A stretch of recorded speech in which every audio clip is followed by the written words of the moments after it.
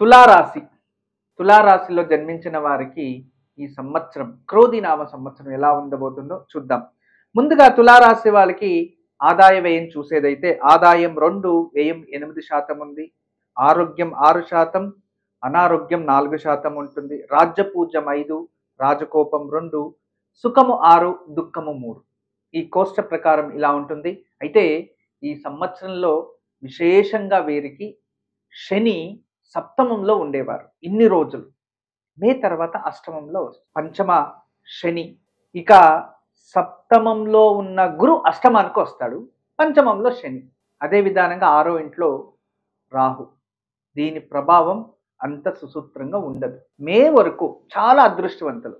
మే తర్వాత అనుకున్న రీత్యా అన్ని విషయాల్లోనూ విళంబం ఏర్పడుతుంది, అంటే ఆలస్యం అయిపోతుంది. అనుకోకుండా చాలా రోజుల నుంచి ఏదో ఒక సమస్యలో ఉంటారు. దాన్ని గ్రహస్థితుల వల్ల దాన్ని ఎక్కడో దూరం పెట్టి దాచిపెట్టడము, ఏదో ఒక విధానంగా దూరంగా ఉంటారు. అటువంటి విషయాల నుంచి అనుకోకుండా ఆపదలు వచ్చేయడం, అనుకోకుండానే ఆపదలు ఇలాంటివి రావడం. తర్వాత ఖర్చు ఆర్థికంగా చాలా అధికంగా ఖర్చు అవుతూ ఉంటుంది. మరియు ఎవరి దగ్గర బ్యాంక్ లోనో లేదో ఎవరి దగ్గర ఆర్థికంగా మీరు ఏదైనా సహాయం పొందింటే వాళ్ళకి తిరిగి ఇవ్వడానికి మీకు చాలా కష్టాలు వస్తాయి. దానివల్ల ఇవ్వలేకపోతారు.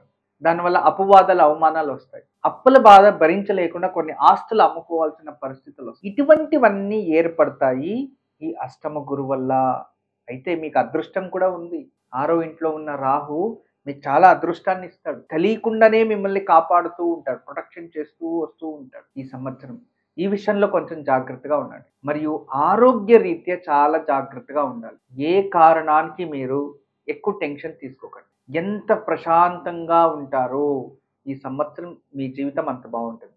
ఎన్ని టెన్షన్స్ వచ్చినా ఏ వచ్చినా ప్రశాంతంగా ఉండడానికి, ఏమొచ్చినా స్వీకరించడానికి ప్రయత్నిస్తూ ఉండండి. ఆరోగ్యరీత్యా digestion problem, skin related allergy లాంటివి, అనుకోకుండా శస్త్రచికిత్సలు ఏర్పడడం, అనుకోకుండా ఆపరేషన్స్ వచ్చేయడం, ఇలాంటివన్నీ జరుగుతూ ఉంటాయి. స్త్రీలు అయినంత వరకు జాగ్రత్త వహించండి. వయసైన వృద్ధులు ఆరోగ్య విషయంలో పట్ల జాగ్రత్త వహించండి. ఇక వేరే ఇంకేం ప్రాబ్లం లేదు.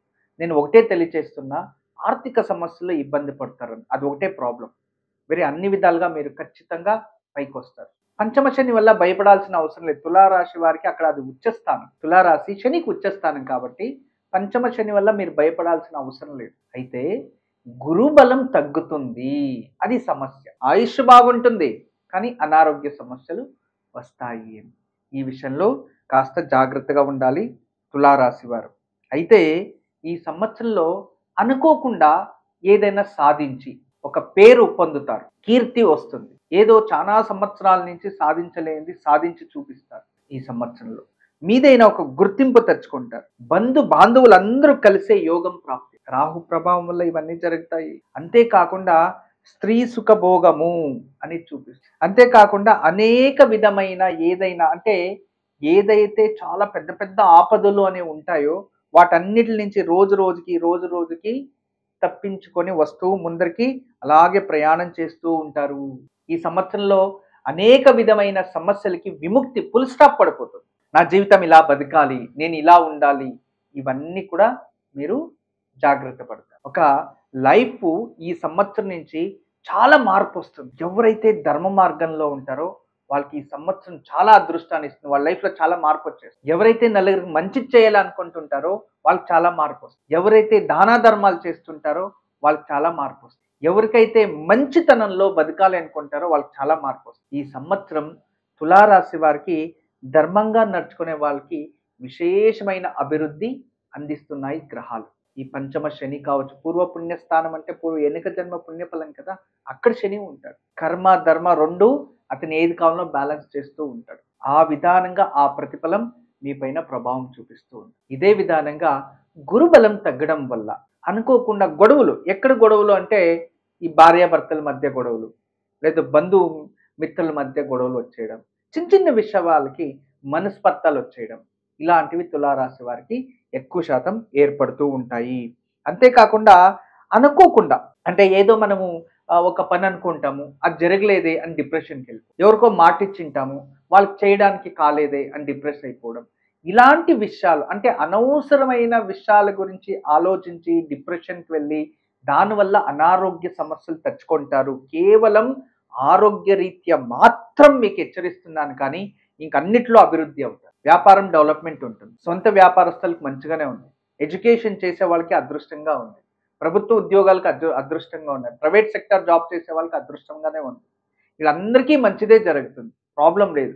విదేశీ ప్రయాణాలు కూడా మీకు అదృష్టాన్ని ఇస్తుంది రాహు ప్రభావం వల్ల.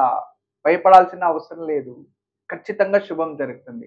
కానీ ధన సంపద గురించి, ఆర్థిక సమస్యల గురించి ఆలోచించి నిర్ణయాలు తీసుకోండి. ఈ ఒక్క విషయం మరియు ఆరోగ్యరీత్యా. ఇంకంతా శుభమే జరుగుతుంది.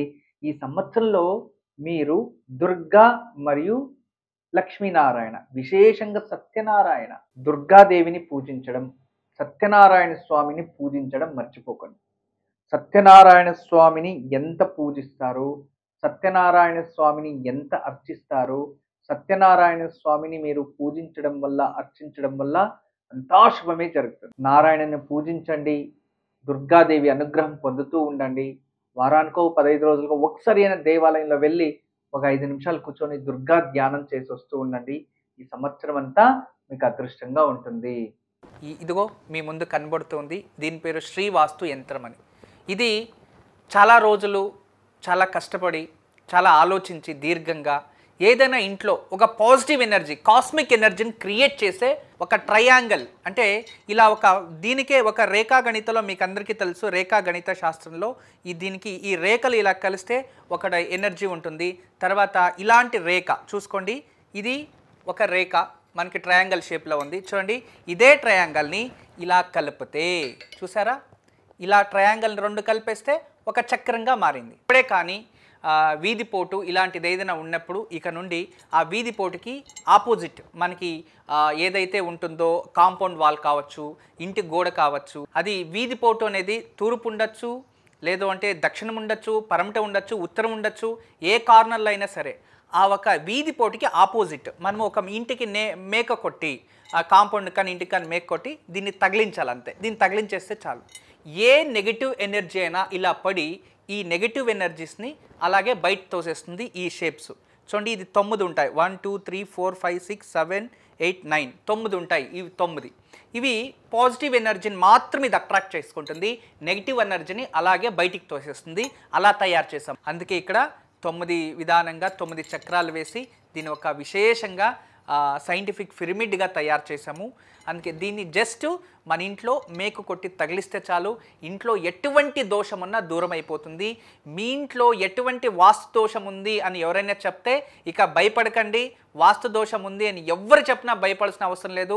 వాస్తు దోషం ఉంది అని ఇల్లు ఖాళీ చేసే అవసరం లేదు. వాస్తు దోషం ఉంది అని ఒక కాంపౌండ్ కొట్టేది, దబ్బేయడము, ఇల్లు దబ్బేయడం అలాంటిది అవసరం లేదు. ఎక్కడైతే వాస్తు దోషం ఉంది, ఏ గోడకు వాస్తు దోషం ఉంది, ఏ వీధి పోటుకి వాస్తు దోషం ఉందో అక్కడ మేకు కొట్టి దీన్ని ఒకటి తగిలించండి. ఇది ఒక పాజిటివ్ ఎనర్జీ క్రియేట్ చేసే అద్భుతమైన శ్రీవాస్తు యంత్రం.